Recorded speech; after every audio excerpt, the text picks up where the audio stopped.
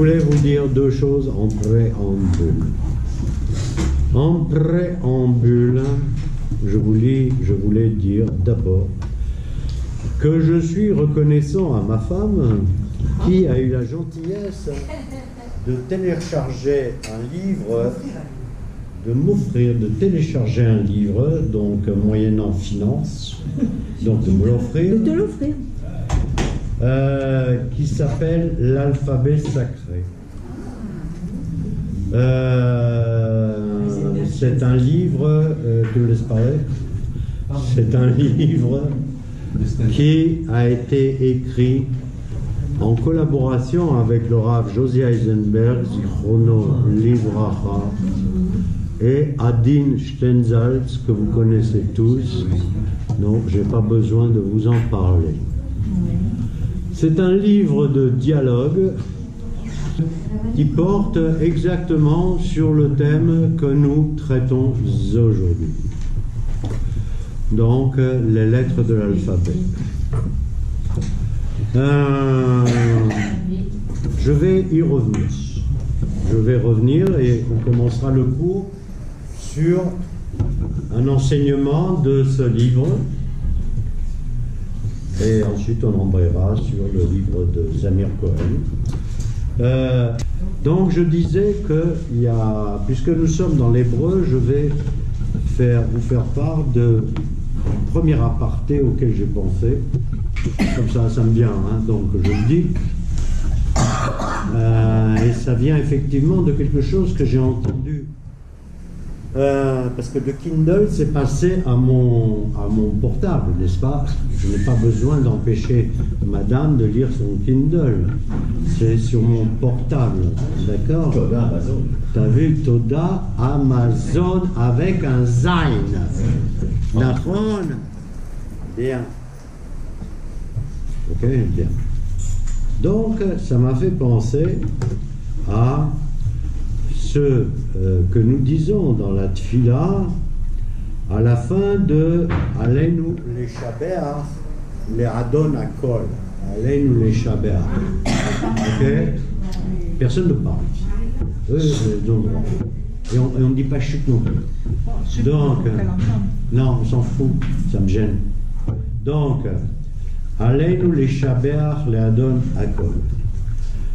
Dans la fila de Aleinu les Shabeach, c'est un rapport avec ce que j'ai dit avant, hein, je dis pas une chose comme ça. Hein, bon. Aleinu les Shabeach, les Adon Akol, comment ça se termine? Messieurs, vous qui récitez Aleinu les Shabeach, Adon Akol 3 fois par jour, oui. Comment ça se termine? Kuli Ozen. Vous connaissez cette expression? Kuli Ozen.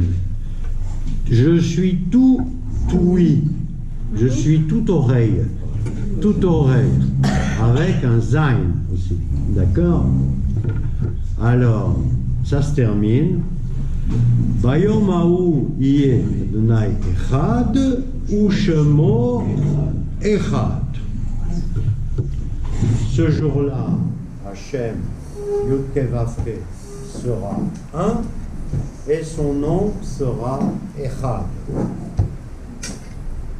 Et bien que je récite cette prière depuis un bon moment, je me suis, si je mettais une kippa, ce serait mieux, je me suis posé la question, je suis équipé de kippa, j'ai même ma kippa de chassid, je n'en ai pas trouvé d'autre. Je déteste ces kippas. Bon. Bayom haou Hashem echad ou shmo echad. Ça veut dire, ce jour-là, et c'est la fin de toute la tfila, hein, on a tout dit, on termine là-dessus. Alors, une fois qu'on a tout dit, on dit, ce jour-là, Dieu sera un et son nom sera echad. Alors, je comprends très bien qu'on puisse dire, ce jour-là, donc à la fin des temps, hein, un jour, hein, Dieu sera un. Sous-entendu, pour certains, il n'est pas un. Ben oui. Forcément. Sinon, on ne le dirait pas. Il faut être logique. D'accord? Et Ça, je peux comprendre. Il y a la Sainte Trinité, il y a la Sainte Nitouche, il y a ce que vous voulez, quoi. Donc, il y a des tas de choses, quoi, où on n'arrive pas forcément à la conclusion que Hachem est rare. C'est facile à comprendre. Facile à comprendre. Pour nous, il est un, pour tous, il sera un. Mais là, c'est moins facile à comprendre. C'est une chose que j'ai pensé ce matin, c'est tout bête. C'est pourquoi on dit Ushemo Echad. Et on termine la tfila par son nom sera un ou Echad. Echad, en fait. Bien. Qu'est-ce que ça apporte? Qu'est-ce que ça apporte? Puisqu'on sait qu'il sera un. Pourquoi rajouter son nom? Qui sera un aussi. C'est-à-dire que, alors, le bon sens dirait, oui, parce que on peut le nommer par des tas d'autres noms. D'accord? On peut le nommer par des tas d'autres noms. Donc, il a beau être un, on le nommera, je ne sais pas moi, Zarathustra, Al-Akbar, et voilà, je me suis posé ces questions. Et j'ai apporté un chidouche. Je me suis apporté à moi-même un chidouche. Je vais faire un aparté dans mon aparté. Parce que comme il y a beaucoup d'apartés, je vais en faire un aussi. Mais dans mon aparté, d'accord? Oui. C'est un enseignement de Rav Zamir Cohen. Un autre. Et dans cet aparté, il dit la chose suivante. En fait, c'est une de ses conférences. Il dit, c'est-à-dire, je me le dis moi-même, c'est pour ça que je vous le dis et je fais un aparté dans l'aparté. C'est que si, là, par exemple, j'avais envie de m'énerver. Ah, voilà. Alors, comment fait-on pour ne pas s'énerver? Il y a un truc que nous donne le Rav Zamir Cohen. D'accord? Et il dit, voilà. Quand vous n'êtes pas bien, ou quand vous êtes comme ci, ou quand vous êtes comme ça, on dit Shiviti Hashem lenegdi tamid. Ça veut dire quoi ça? Ça veut dire j'observe le nom de Hashem, ou le nom de Hashem est présent devant mes yeux toujours. Ça veut dire quoi? Ça veut dire... Non, si vous m'écoutez, alors éteignez, je peux en parler. Hein.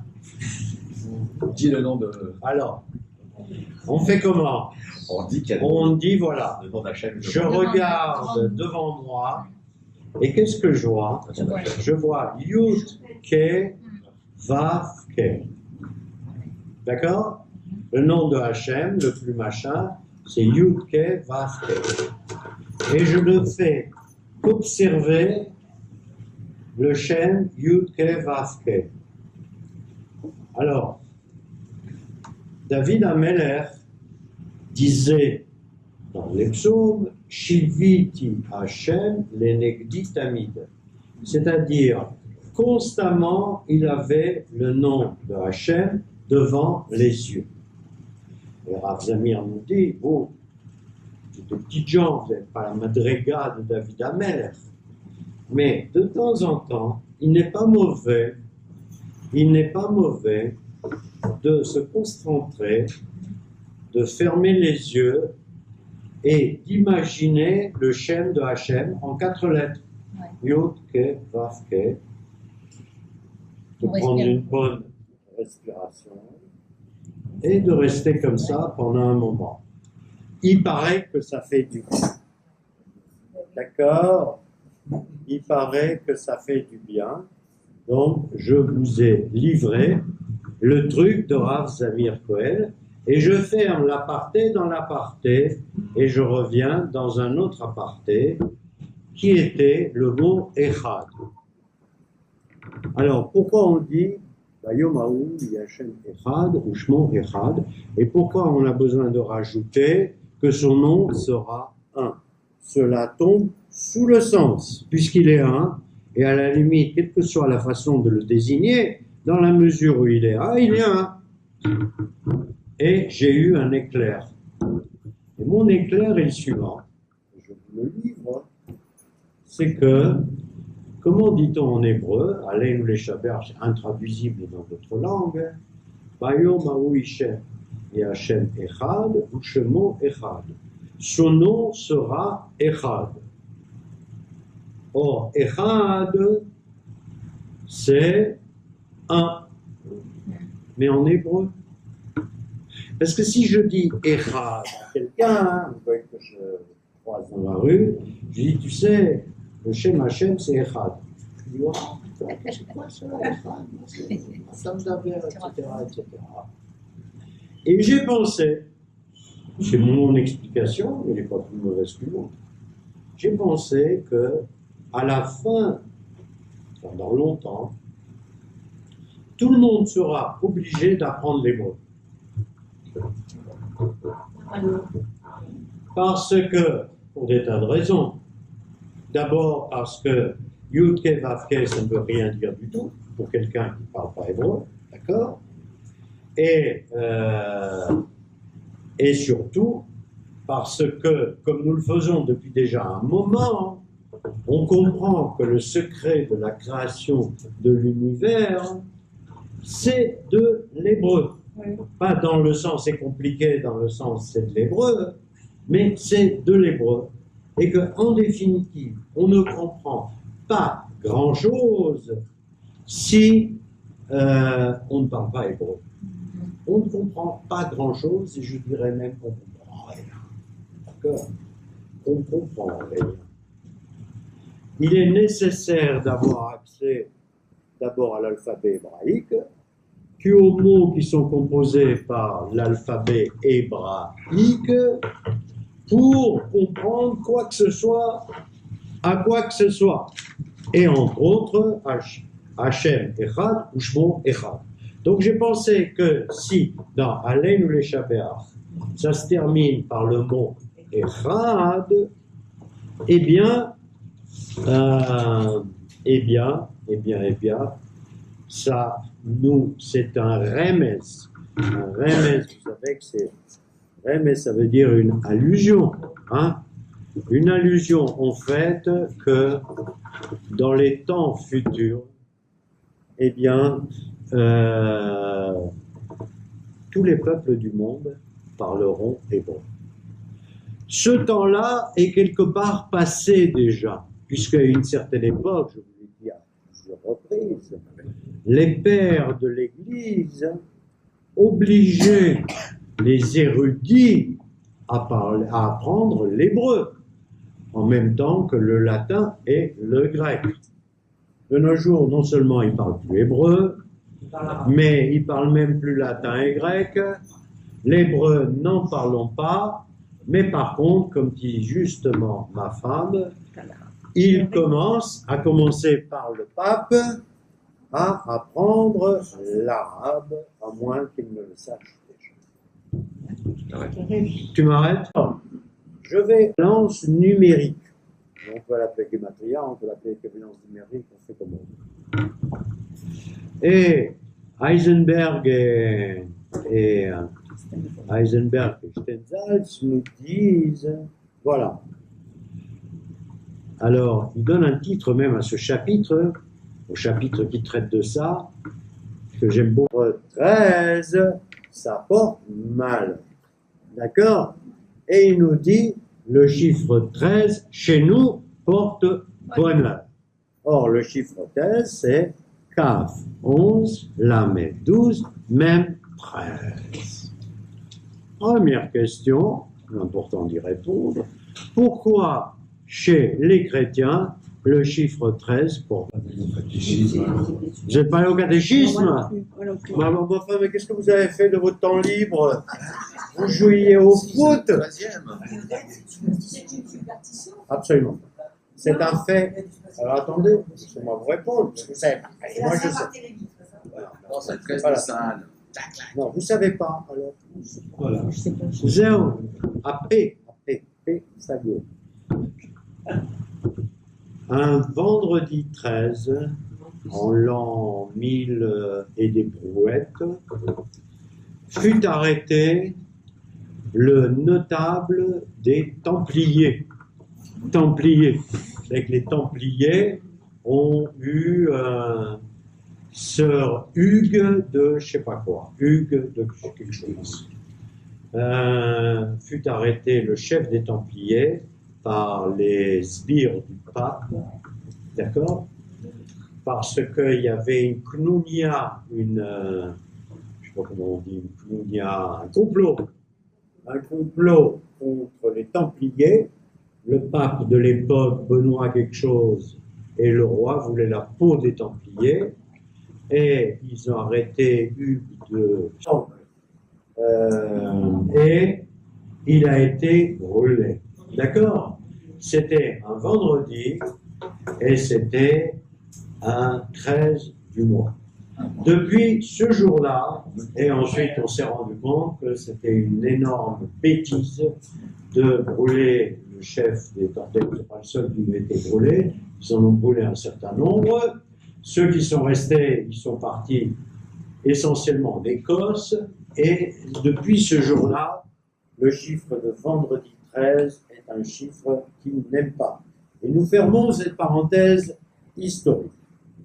Chez nous, eh bien, le chiffre 13 porte malheur, porte bonheur. C'est du mazal, d'accord? C'est du mazal. Alors, chiffre 13, je vous ai dit. Alors, je reviens à ce que je vous ai dit tout à l'heure dans Aleinu l'échapper à ou Shemo Echad. Et nous prenons en particulier le mot Echad. Et le mot Echad, Aleph, Chet, Dalet,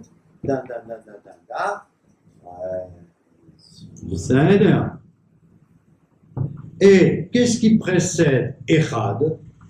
Qu'est-ce qui précède Echad dans la Tfila? Dans la Tfila, hein? Qu'est-ce qui précède le mot Echad dans la Tfila? Mais si vous savez. Non, ça il faut se rapporter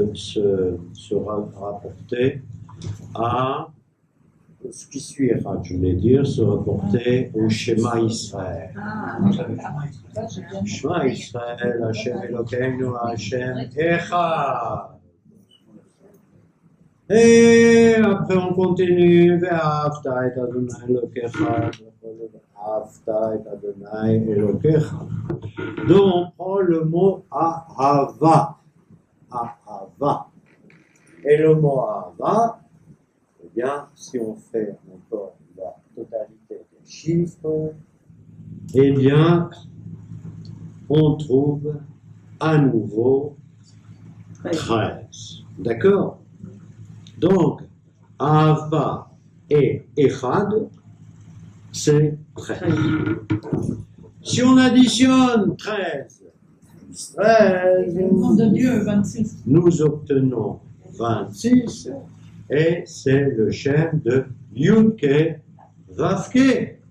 Donc, vous voyez que mon aparté avait de l'intérêt. D'accord? Alors, le chiffre 13 est aussi un chiffre très important pour nous, et on a l'habitude de je vous donne une indication, de se référer à la fin de Pessah. Pessah, Haggadah de Pessah. Alors, à la Haggadah de Pessah, alors pourquoi est-ce qu'on retrouve le chiffre 13? Non, hein? Oui, tout est compte là. Voilà. Echad mi yodea, ani yodea, echad Eloheinu. Ok? Ok. C'est bien. Vous l'avez bien chanté. Et moi aussi. Az, Tzeder. 12. Mi yodea, 12.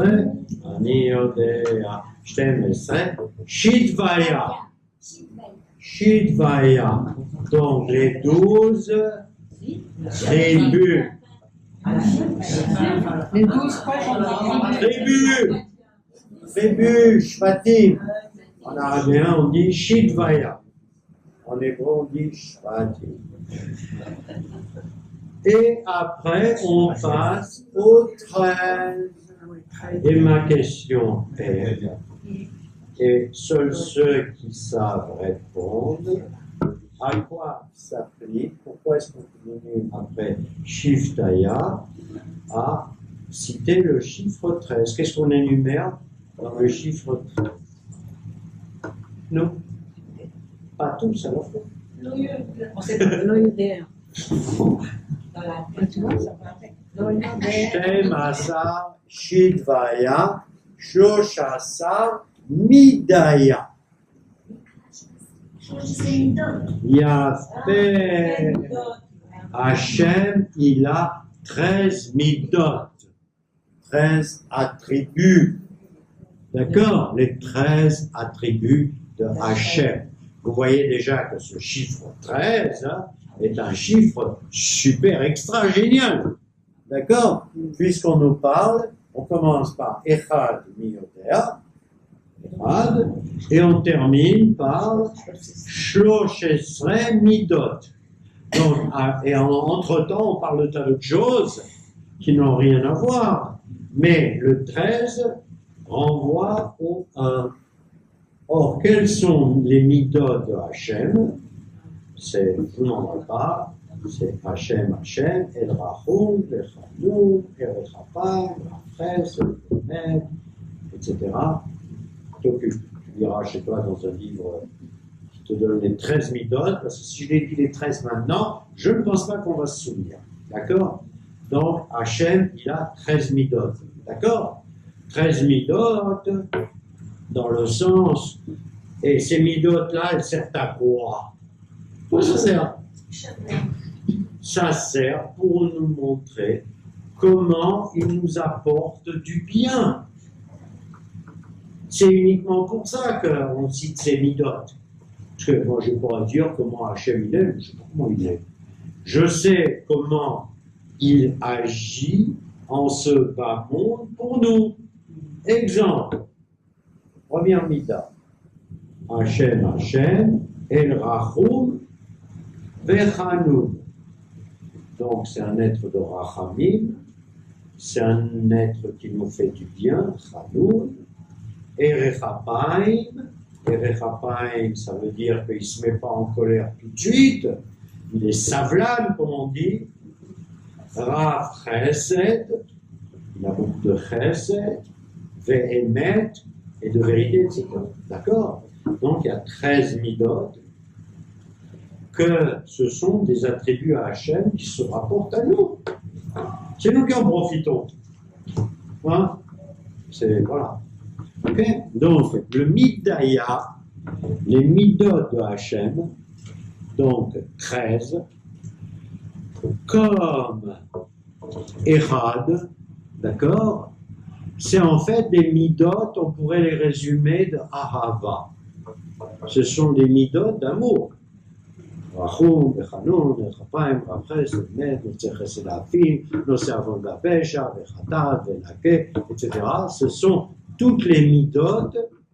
Si on les englobe toutes, c'est Ahava. Donc, Hachem Echad, Ve'ahava. D'accord? Donc, ce qu'on avait dit tout à l'heure, c'est qu'on commence par dire à la fin de la Tfila, Bayom Aoui Hachem Echad, ou Shmo Echad. On l'a qualifié de Echad, et on a dit son nom sera un, d'où on a parté, tout le monde va apprendre l'hébreu, sur ça, si c'est, personne ne va rien comprendre. Et ça, c'est, comment dirais-je, c'est une des choses qui tiennent beaucoup à cœur à Rav Zamir, puisqu'il a écrit un livre qui vaut ce qu'il vaut. Hein. Moi, je préfère nettement celui-là, que Josiane m'a montré un jour. C'est Science et Torah, d'accord? Qui dit en gros, ce que vous avez découvert, la Torah, elle le savait déjà. Je ne suis pas forcément en accord avec lui, mais parce que la Torah n'a rien à voir avec la science. Rien à voir avec la science. La Torah, c'est autre chose. C'est pas un livre de science. Hein. Non, ça sort rien. Bien. Par contre, il y a dans la Torah et dans la Torah mystère, c'est-à-dire la Torah cachée. C'est quoi la Torah cachée? C'est essentiellement la Kabbale. Il y a ce qu'on appelle des remazim. Il y a des allusions. Et ces allusions, en fait, renvoient à des intuitions d'ordre métaphysique et physique qu'avaient les Chachamim et que les grands savants par la suite ont confirmé. C'est tout. Et effectivement, mais il ne faut pas dire que la Kabbale, c'est de la science. La Kabbale, c'est pas de la science. C'est de la métaphysique. C'est pas de la physique. Mais dans la métaphysique, il y a des remazim, il y a des allusions à allure scientifique. D'accord? Allure scientifique. Et d'ailleurs, on raconte un jour, dans les années 25-30, Einstein est venu en Israël, c'est qu'Einstein a fait beaucoup de voyages en Israël, et il a rencontré à l'époque la grande sommité qui était le Rav Kook. D'accord? Ils sont rencontrés, paraît-il, plusieurs fois. Mais en attendant, on sait que Einstein et le Rav Kook avaient coutume de faire des choses qu'évidemment, vous et moi ne pouvions pas comprendre, mais eux, ils pouvaient comprendre, et que Einstein était toujours désireux de savoir ce que pensait Rav Kook de telle ou telle chose, et que Rav Kook lui disait: heureusement que vous, monsieur Einstein, vous êtes venu au monde pour résoudre et donner du corps à des intuitions que nous avions depuis toujours dans la Kabbale. Mais ce n'était que des intuitions. Hein, vous n'avez pas la formule mathématique que vous avez trouvée, etc., etc. D'où la compréhension tout à fait bonne entre le Gaon Ador Rav Kook et le Gaon des physiciens, non pas des mathématiciens, les physiciens, c'était Einstein. D'accord? Bien. Donc, nous revenons à notre chiffre 13 et vous verrez pourquoi j'ai parlé de ce chiffre 13 et 13. J'ai parlé d'abord, je vous rappelle, du chiffre 13. Pourquoi j'ai parlé du chiffre 13? Non. Là, à l'origine, pourquoi j'ai parlé du chiffre 13? Non. Non. Pourquoi j'ai parlé du chiffre 13? Ah oui, 13 et 26, là. Pourquoi j'ai parlé du chiffre 13? J'ai parlé du chiffre 13 parce que Yud 10, Kaf 11, Lamed 12, et même que nous étudions aujourd'hui 13. D'accord? C'est pour ça que j'ai parlé du chiffre 13. Parce que nous sommes censés étudier le chiffre 13, qui vient en 13e position dans l'alphabet. Et c'est une autre façon de faire de la gematria. Comme je vous ai dit, la gematria, ça peut être M égale 40, ou même, c'est 13, tout simplement. Donc c'est par ça que j'ai parlé de 13. D'où j'ai fait le rapport avec Echad, et j'ai fait le rapport avec Ahava. Et je vous ai dit que le chiffre 13, pour nous, c'était un chiffre formidable, et que pour les chrétiens, c'était un chiffre à la panim. À la panim. Et en général, ils ne savent pas pourquoi. Bien, alors, le chiffre 13, c'est aussi 13 modalités d'interprétation de la Torah.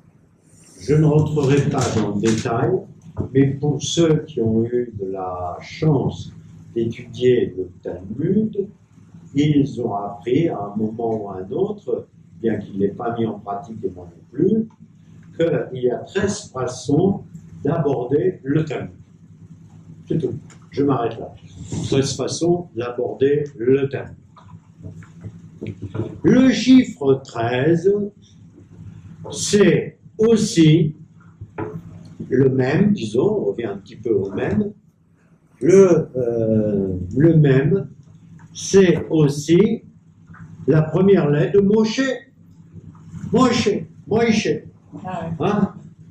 Qu'on le dise comme on veut, Moshe, Moïse, Moshe Rabbeinu, etc. C'est le même. Donc, et on a appris que la lettre même placée devant le nom de quelqu'un, c'était a priori un super signe. D'accord? C'est une super lettre. Voilà. Michael, שיחיו וירבו, שלך ושלי ושלנו. זהו, יש לנו הרבה, parce que son fils s'appelle Michael, et זהו, voilà. C'est Maurice. Voilà, et Maurice, voilà. Alors Moïse, c'est aussi la première lettre, évidemment, de Mashiach. D'accord? Alors, revenons à Moshe. Pourquoi Moshe s'appelle Moshe? Attends, il a été pris. Quel rapport? Quel rapport? Il a été pris de l'an. Il y a la fille de machin, là, du pharaon, la grande brûle, là. Ouais. Voilà. Je pars du principe d'une grande brûle. C'est peut-être une petite laine, je sais pas, moi. Chacun ses fantasmes. Voilà. Elle voit un bébé, elle le prend. Bien. Et alors? C'est quel rapport avec Moshe? Moshe la personne ou Moshe son nom? Oui, ça veut dire sauver des Quel rapport? Pourquoi elle l'appelait Moshe? Elle a appelé Moïse. Oui, ça. Oui. Moshe. Elle n'a pas appelé Moshe. Elle a appelé Moshe. Moïse. Moshe, c'est Moshe. Elle ne l'a jamais appelé Moïse. Moïse, c'est la France. Chèque. C'est la France. Tu m'avais expliqué, Tu crois que je peux expliquer quoi que ce soit en cours? C'est la francisation de Moshe. Pourquoi elle l'a appelé Moshe? Moshe, pour votre gouverne, c'est un mot égyptien qu'on trouve dans toute Moses. Toute Moses, qu'est-ce que ça veut dire en égyptien? Pas tout en carton, en camon. Pas tout en camon, tout en carton. Toute Moses.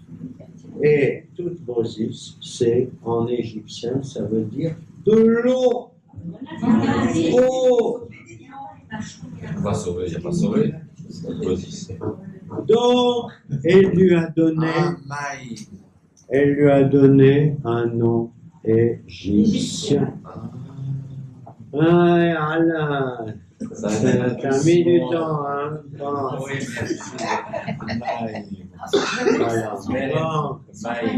on continue. Absolument. Toute Moses, ça vient de toute Moses. Et dans la Torah, on l'a appelé Moshe. Et on a dit Machartani.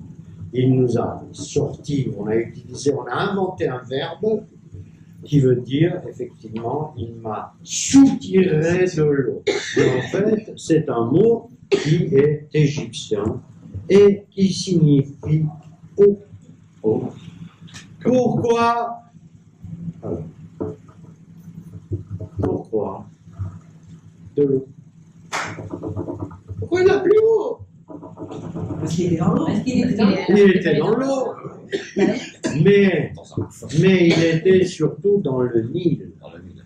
Et le Nil, c'est le dieu de l'Égypte. Ah, tout le tout. C'est, voilà, tout, ouais. C'est Dieu de l'eau. Non, non, tout ça veut pas dire Dieu. Enfin, ça veut peut-être dire Dieu, j'en sais rien, on m'en fout de toute façon. Hein. Mais parce que moi, on n'apprend pas l'Égyptien. Voilà, tout en carton. Le Dieu du carton. Voilà. D'accord? Tout en Macron, pas Macron. Tout en Macron. D'accord? Toute Moses. D'accord? Bien. Donc, moralité, le Nil, il irrigue l'Égypte. Fertilisation. Et l'Égypte étant le centre du monde, le Nil, il irrigue le monde. D'accord? Le centre de l'univers pour les Égyptiens, c'était le Nil. Elle l'a trouvé où? Elle ne l'a pas trouvé sous des crottes de chameau. Elle l'a trouvé dans l'endroit le plus kadosh pour elle. Elle l'a appelé. Voilà. Voilà. Alors, dans la Kabbale, on dit que Dieu irrigue le monde. D'accord? Donc,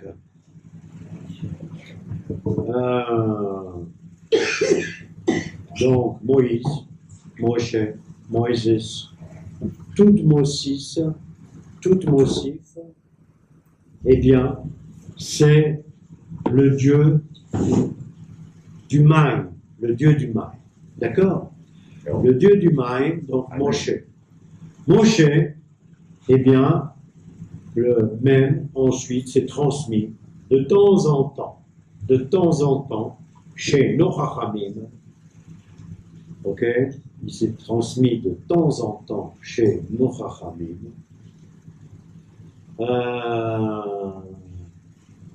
Et on dit que la dernière lettre d'Abraham, c'est le même.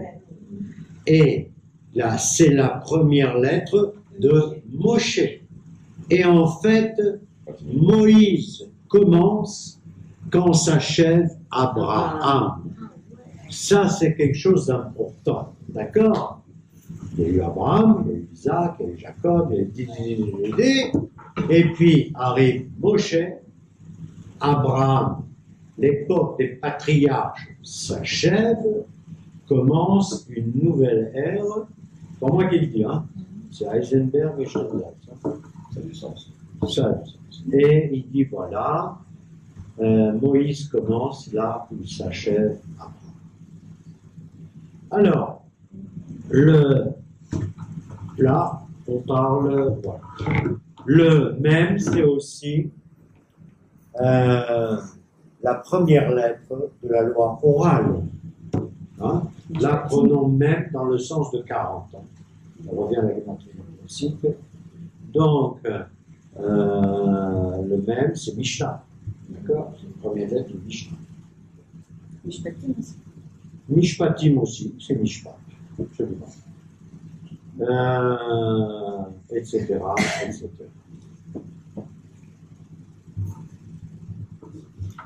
Ok, donc je ne vais pas embrayer, parler davantage des explications, quoi qu'on pourrait faire le cours uniquement sur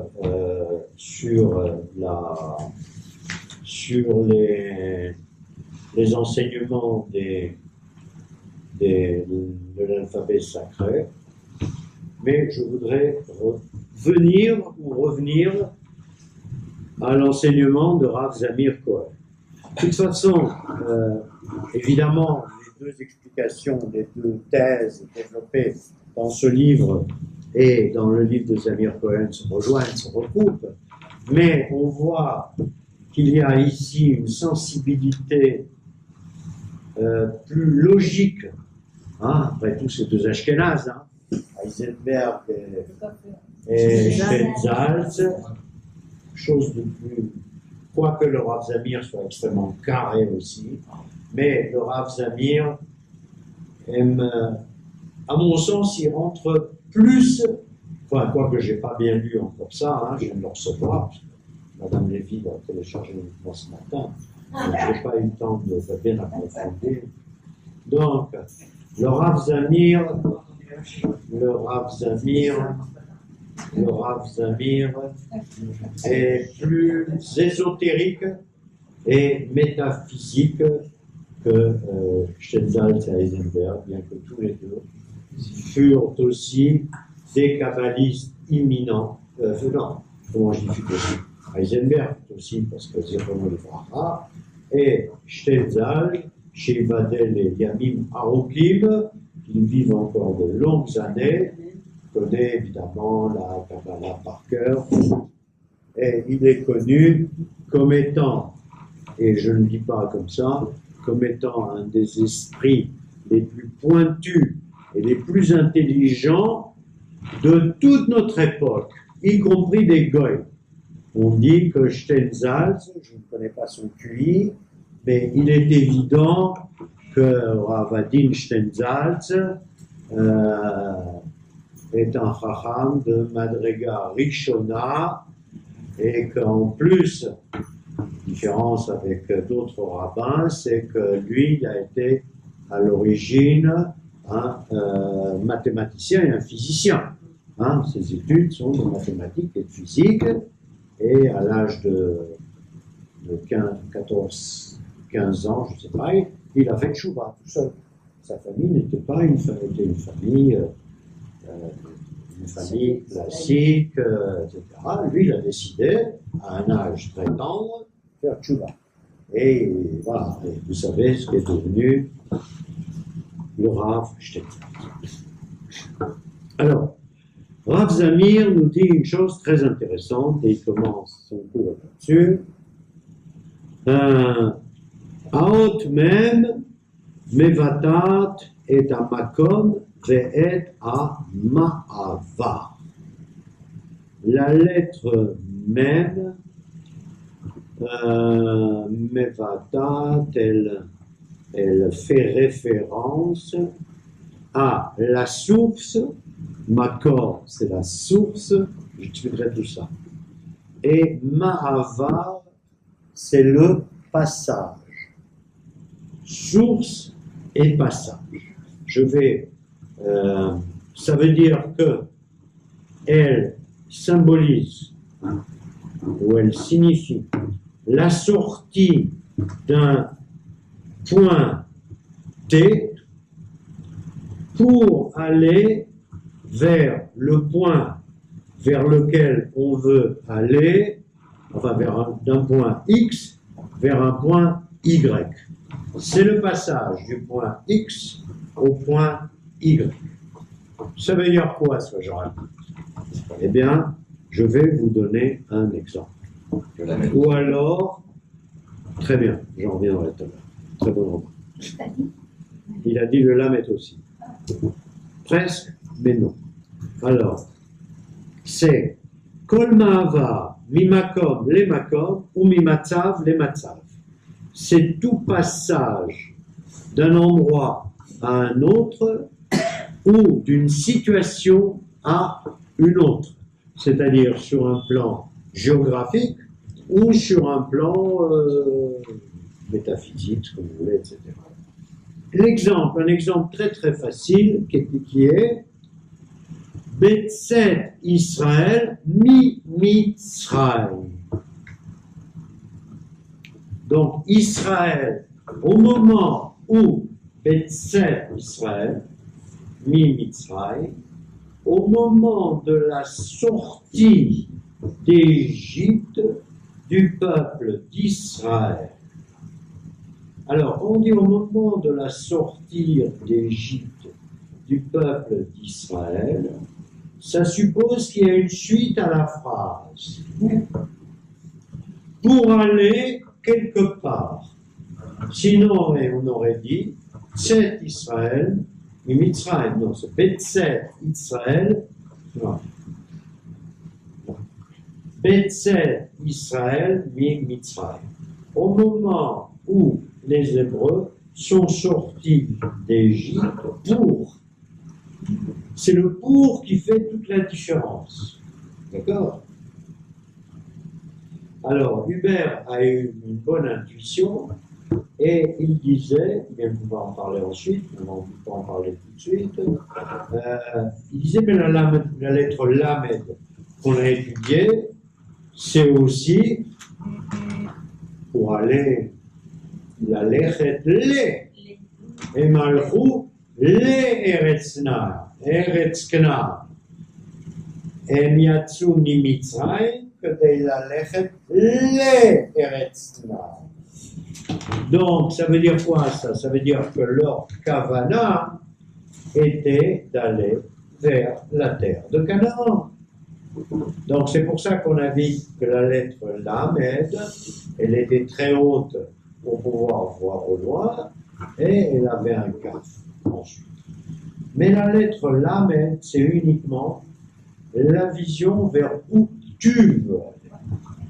On ne te dit pas que tu sors de là pour aller là. Or que la lettre même, c'est mi-matzav le matzav, mi-makom le makom, de là à là. D'accord? C'est une, comment on dit ça? C'est une flèche. Hein? Tu pars d'un point pour aller à l'autre. La lettre Lamed, c'est simplement la direction. La lettre est aller vers ça. Okay. Donc, et ça, vous verrez, ça a beaucoup d'intérêt. La lettre Mitzet Israël Mitzvah.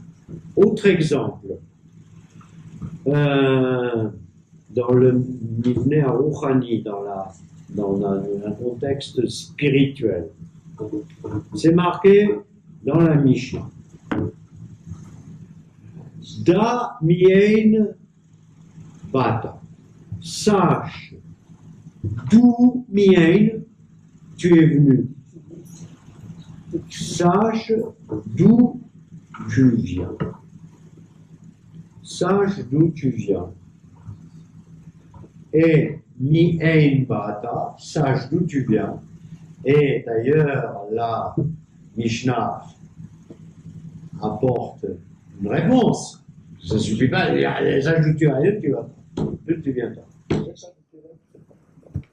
Donc, il apporte une réponse qui ne figure pas ici. Donc, il vaut mieux connaître un peu la Torah. Lui part du principe que vous connaissez la réponse. On dit, Bata mitipas roga, non, mitipas roga, mastecha, tilech, vetiye, mazon le tolaï. J'explique. D'où tu viens? Tu viens d'une goutte qui sent pas bon, et tu vas aller servir de nourriture au ver de terre. Donc tu viens d'une goutte de sperme et tu finiras sous la terre. D'accord? Ça c'est le programme que nous réserve. Voilà. Autrement dit, cette préserve, voilà. Mais ça veut dire quoi? Ça veut dire quoi? Ça veut dire te prends pas pour Moshe Groïs, comme on dit. Te prends pas pour Moshe Rabbeinu. Parce qu'après tout, qu'est-ce que t'es? Hein? Sache d'où tu viens. D'accord? Tu viens là, tu vas aller là. Bon, il n'y a pas de quoi t'enorgueillir. C'est quand quelqu'un se la joue trop, on lui cite cette Mishnah. D'accord? Donc, sache d'où tu viens. On ne dit pas sache d'où tu vas. Non, sache d'où tu viens. Mais si on sort, Sache d'où tu viens. Et là, on utilise encore le même. Hein? Alors, donc, au niveau physique, Mimitzraïm l'Eretz Knan, d'Égypte vers la terre de Canaan, d'où tu viens, etc. Vous m'avez compris. C'est la lettre même. D'accord? Alors, là, on va passer à quelque chose de plus consistant. C'est la lettre B.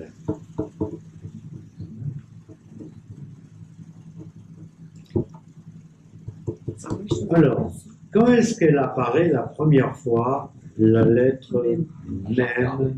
Mais enfin, Hein? floating. Flotte. Planer. Planer. Ah, attends. C'est très joli ce qu'il dit, c'est-à-dire que il a pris la Torah, il a regardé Le premier mot. quel premier mot? Il a regardé la traduction en anglais en plus. Non, non. En anglais. Floating, ça s'appelle en anglais. C'est planer. Planer, c'est en français. Hein? Bon, mieux. Alors, mais il a raison parce que, comment on dit dans la Torah, où est-ce qu'elle apparaît? Ça apparaît toujours dans les premières phrases de Bereshit. Bereshit, vous m'arrêtez quand vous entendez M. Bereshit bara Elohim et Hashamayim et Haaretz. Alors, elle a raison. Elle a raison. Ça, c'est final. Final. Ça change pas. Elohim. Non, elle a raison, elle a raison. Elohim, Josiane a raison. La première fois où le même apparaît, On entend le même. c'est quand on dit Elohim. Mais, il apparaît à la dernière lettre. Donc la dernière lettre, ça a moins d'intérêt, et j'aurais dû préciser ma question. Quand est-ce qu'il apparaît? Au début. Je recommence. Bereshit bara Elohim et Hashamayim. Vous auriez pu m'arrêter aussi. Mais c'est au milieu. Le début, il n'a pas terminé. Deuxième. והארץ הייתה תוהו ובוהו, וחושך על פני תהום, תהום עושים סנפה, ורוח אלוהים מרחפת על פני... אלוהים.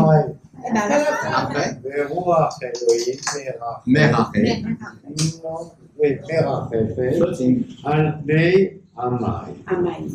Là, c'est Ouais, mais c'est pas. D'accord. Donc lui, il a vu Merachefet, Et c'est le premier. c'est le premier, mais en fait, il comprend. Si, parce qu'en anglais, c'est mieux qu'en français. D'accord, mais je m'en fous, c'est mieux. C'est pareil tout ça. On n'est pas en train de faire des comparaisons Donc, c'est anglais et Naïm. français. Donc, Naïm. Maïm, Ça deux fois même. Maïm. Il y a deux fois même. Et il y a deux fois même. Comme la maman. Maïm. Je mets l'interruption. Maïm. Donc, même, Yud, même. On retrouve le Maïm. D'ailleurs, Stenzhals nous dit une chose que j'ai apprise tout à l'heure.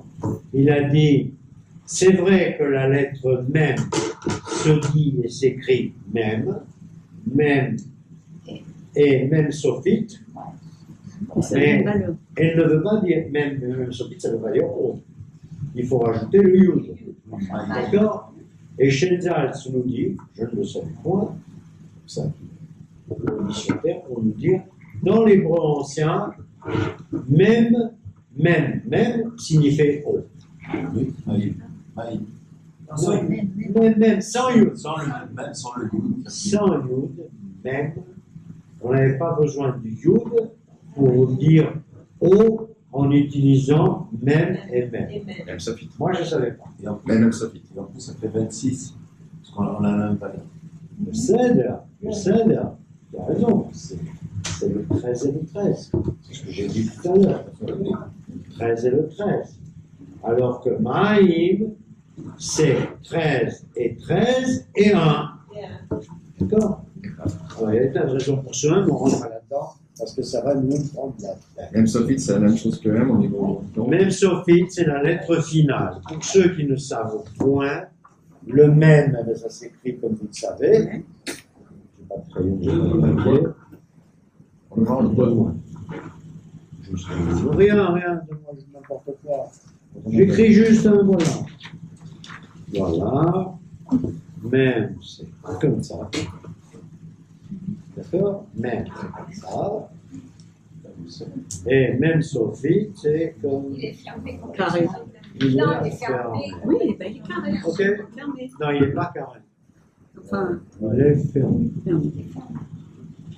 Moi, je l'ai fait carré parce que je ne suis pas un stoffer stam.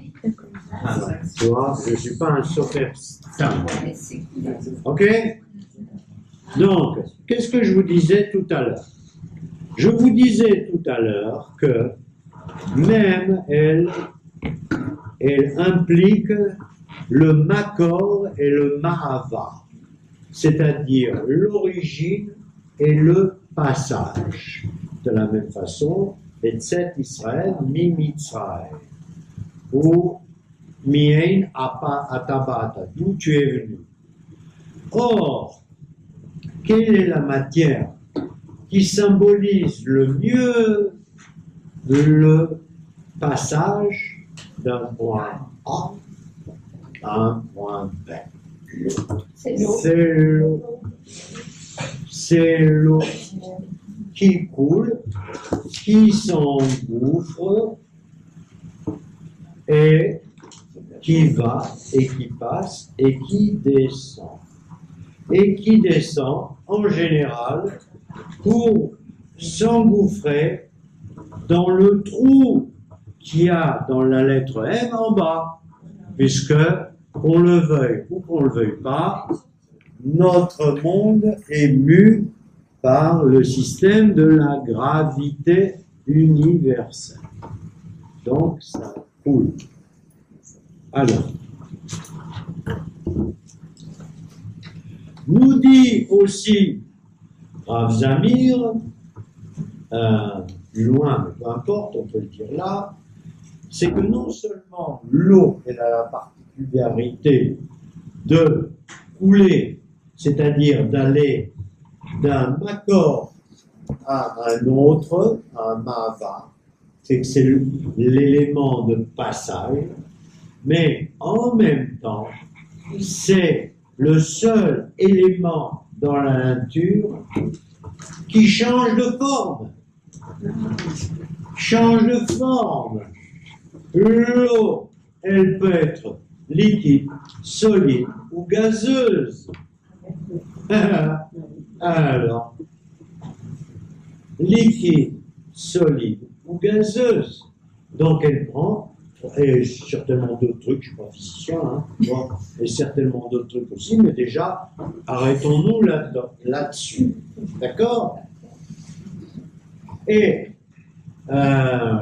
il nous dit aussi, c'est aussi plus loin, mais on peut déjà en parler là, c'est que la lettre même, avec deux de ses consœurs lettres, ce sont les otiyot à imaot, les lettres mères. C'est comme ça qu'on les décrit dans le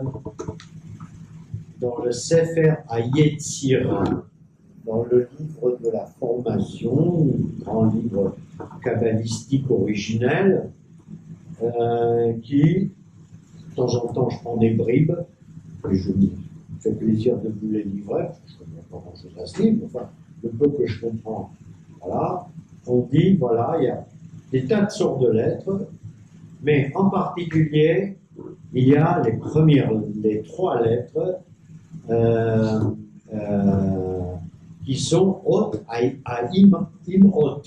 Alors, imhot en araméen, imaot en hébreu, ce sont les lettres mères. Pour les retrouver, c'est facile, il y a un moyen mnémotechnique qui est émettre, la vérité. Alors, les lettres émettre, c'est quoi? C'est Aleph, Mem, Taf. Première, dernière, milieu. Presque. Bon, oubliez ça, oubliez ça, oubliez. Coupe, ça. Quelles sont ces trois lettres? Ce sont les lettres. À l'époque, on pensait qu'il y avait trois forces dans l'univers.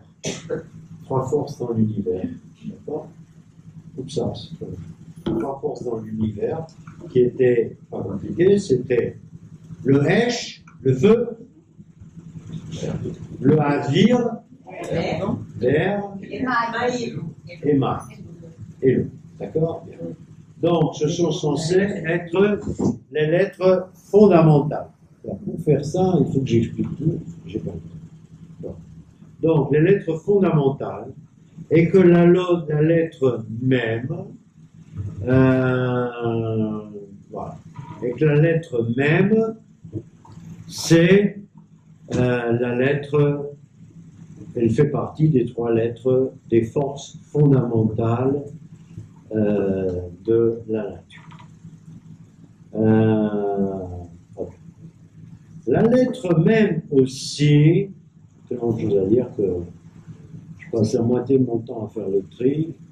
La lettre même, elle symbolise aussi, outre le fait qu'elle coule et qu'elle s'infiltre partout, sous forme de gouttelettes microscopiques, parce qu'on sait que la goutte qui tombe, elle peut être aussi cassée en plein de gouttelettes. Hein. La lettre même aussi, pour illustrer son concept de Makor à Mahavar, c'est-à-dire de je vais de là pour aller là, il y a une explication extrêmement grande qui est la lettre même, sous sa forme d'eau, de Maïm, elle te fait passer de quoi à quoi, de la façon la plus basique possible. Ben, elle te fait passer de l'état je suis sale à je suis propre. Hein?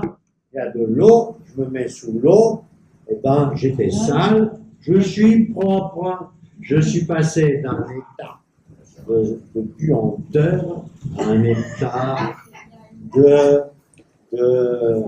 voilà. Non, il est bénite. De déshydratation. De aussi, de déshydratation à hydratation. Exact.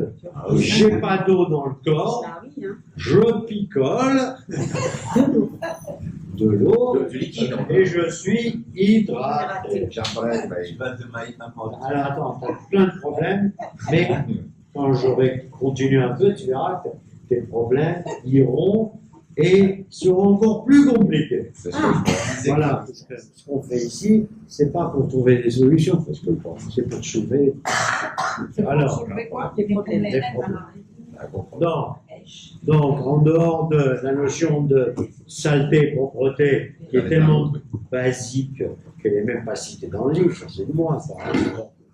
Donc, c'est, voici, il dit Zouama velichlouf le matzav shel nikayon. Donc, Zouama, c'est impureté. Il ajoute quand même quelque chose d'impureté. Hein? Impureté et saleté à l'état de nikayon. D'accord? Quelle est l'illustration juive la plus mikvé, évidemment. Je vais dans l'eau du mikvé, dans l'eau pure, et j'en ressors. Purifié. Et même la vaisselle. C'est bien, qui nous ramène au terre à terre. T'as raison. Non, mais le mikvé, il a pas, il faut se laver avant de Mais qui a parlé de Le mikvé, ça parle de renaissance. Regarde, pas de discussion entre vous. Pas de discussion entre vous. Je n'ai jamais parlé de propreté pour ce qui est du mikvé. Non, mais tu parles de renaissance. Oui, enfin, de renaissance. Ah, bah, c'est C'est ça. une jolie forme, mais quand tu redeviens, quand tu renais, c'est une forme de pureté. C'est la renaissance. Puisque tu es désormais en état de recevoir ce qu'il y a lieu de recevoir pour enfanter. Est-ce que C'est ça, je veux dire. Ok, alors, puisque tu parles de ça, je vais revenir. Non, mais écoutez-moi, là, écoutez-moi. Allez, écoute-moi. Attends, oui, mais là, tu vas voir, je vais t'apprendre un truc. Même sur ce domaine-là. Tu crois pas? Ben, tu vas voir que si. Comment s'écrit même? On avait dit que ça s'écrit même Ptucha, même Stuma. En hébreu, on dit Stuma. Satum. D'accord? Non. Non.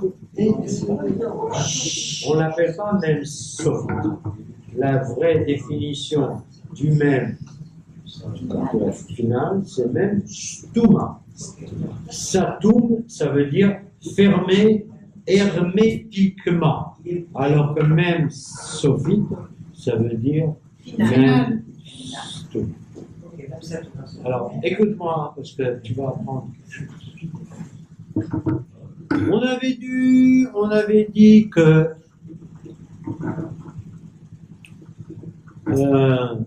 la lettre de la féminité et de l'engendrement était la lettre He. D'accord? La lettre He.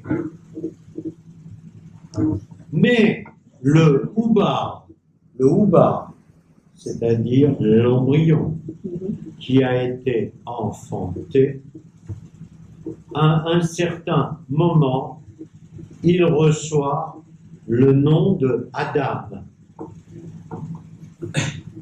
C'est-à-dire que le Ubar, même pas l'embryon d'ailleurs, cette chose-là qui est dans le ventre de la mère, cette chose qui est dans le ventre de la mère, après un certain nombre de jours,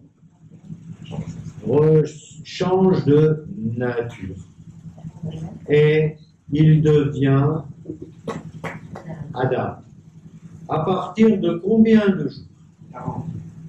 40. Absolument. À partir de 40 jours, cette chose que je ne sais pas comment elle est, s'accroche dans le ventre de la mère. Et il s'accroche, nous disent les Chachamim, puis les scientifiques par la suite, ils nous disent, il s'accroche au bout du 40e jour. Et il prend le nom de Adam. Adam avec un même sophite. Pourquoi est-ce qu'on met un même sophite à l'Ubar qui s'est accroché au ventre de la mère et qui va sortir à un certain moment sous forme de bébé? Pourquoi est-ce qu'il s'appelle Adam? Il s'appelle, alors que la mère, c'est Hey. D'accord? Pourquoi il s'appelle pas? Même parce qu'il est fermé. Et comme il est fermé, lui, contrairement à la mère, il n'est pas en état de procréer. Même si c'est une petite fille. Tu m'as suivi ou pas? Pas du tout. Alors, c'est un même fermé, un même satoum. Une femme, pour procréer, elle doit avoir le hey en elle. Isha. Isha. D'accord? Isha. Elle doit avoir le hey. Est-ce que tu n'as pas suivi le cours sur le hey? Quel rapport avec le mikvé?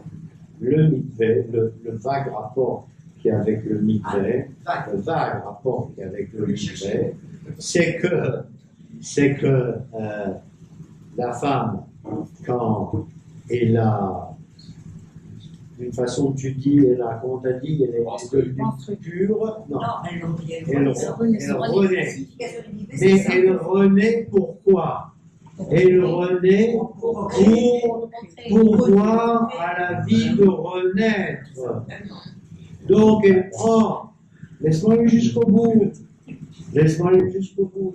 C'est-à-dire qu'elle retrouve à la sortie du mikvé la potentialité de la femme qui est d'être sous la lettre Hey, Nekeva, c'est-à-dire qu'elle n'est plus Ish, elle devient Isha avec un Hey. Il n'est plus Nekev, il devient Nekeva. Elle reçoit à nouveau la lettre Hey, qui est la lettre de la procréation. Donc ça a un rapport avec le mikvé. Vas-y. Ça a un rapport avec le mikvé, c'est-à-dire que, ayant terminé d'une certaine façon avec le Ouba qui était en elle, elle n'a plus de Ouba en elle. C'est fini. On sait très bien que elle n'a plus de traces, donc elle n'a plus les traces du Ouba.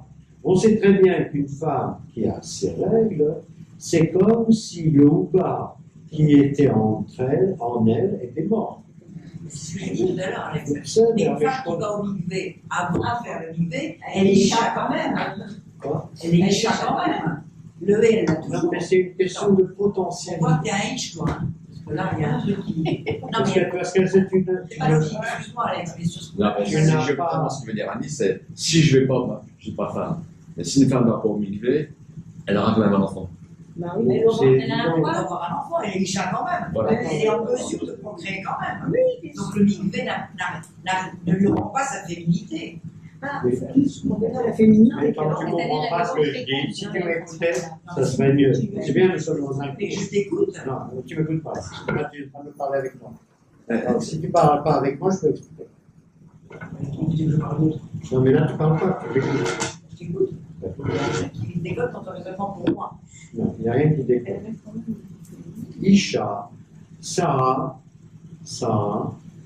elle était Ish, elle était Sarai. D'accord? Elle était Sarai. D'accord? Un jour, à 90 ans, Hachem lui a dit, tu seras Sarah. D'accord? Shin, Resh, He. Elle a reçu le He. Elle l'a reçu. Elle était femme avant. Elle était femme, tout ce qu'il y a de femme. D'accord? Mais elle n'avait pas la potentialité. Si vous retenez le mot de potentialité, dans ce cas-là, si vous comprenez ce que signifie potentialité, vous comprenez mon raisonnement. Potentialité, ça veut dire que tout en étant femme, elle n'était pas en état de mettre au monde. Elle était femme, c'est évident. Mais elle n'avait pas la potentialité de donner la vie. D'accord? De donner la vie. C'est tout ce que je dis. Elle est passée de stérile à fertile. Voilà, on va le mettre Tu es comme stérile. ça, peut-être que on comprend mieux. Ouais, mais Et le mi- là, je vais défendre Alex. et le mikvé, après je vais me taire, comme ça je vous laisserai parler. Moi, je vais 8h30 est terminé d'arriver. défendre Alex. Donc, puisqu'elle est allée au mikvé, sur un plan métaphysique et non pas physique, on n'est pas en train de parler de physique. C'est pas sens. C'est évident que les femmes avant de rentrer au mikvé, les femmes rentrent au mikvé, les femmes sortir du mikvé, et les femmes tout le temps. Hein, d'accord? On ne parle pas de ça. C'est du bon sens, ça. D'accord?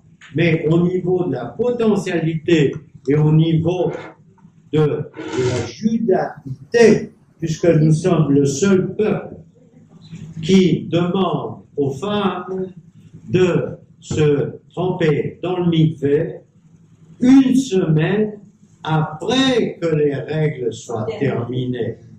Alors, on pose la question, il faut voir le traité de Nida, etc. C'est pas mon boulot. Allez voir votre rabbin favori, d'accord? Pourquoi elle doit attendre une semaine, etc., etc. Entre autres, on attend une semaine pour qu'il n'y ait absolument aucune trace de ce qui aurait pu être utile. Voilà, ça je veux dire. Donc, Ça n'a rien de physique. aucune trace de ce qui aurait pu être une vision. On n'est pas dans la physique ici. On n'est pas dans le nana, on est dans la métaphysique ici. D'accord? Donc, c'est la potentialité. D'accord? Et c'est pour ça que le Rav Zamir se donne du mal, mais moi j'ai encore plus de mal que lui, puisque j'arrive pas à faire passer le concept que lui il le dit. C'est pour ça que moi je vais tout dire en hébreu, et voilà, hein, voilà, ça va être, voilà. Et il nous dit, Siyum Gemar, oh, Siyum, c'est dur ce truc, hein. Siyum Gemar Aoubar, Naasa Beyom Ha'arba'im Le'erayom. La fin de la formation de l'embryon a été faite le 40e jour de la grossesse. C'est comme ça qu'il traduit, c'est pas moi qui l'invente, hein. D'accord? Ok? Ok? Même c'est D'où le même patois et le même satoum. Parce que si la femme, elle donne naissance à une petite fille, un petit bébé, une petite fille, eh bien, cette petite fille n'est pas encore arrivée au Mahamad de Isha. Est-ce que là, c'est clair? Je suis bien clair. Ah, mais si tu peux nous refaire la semaine prochaine encore. Hein. De toute façon, on a fait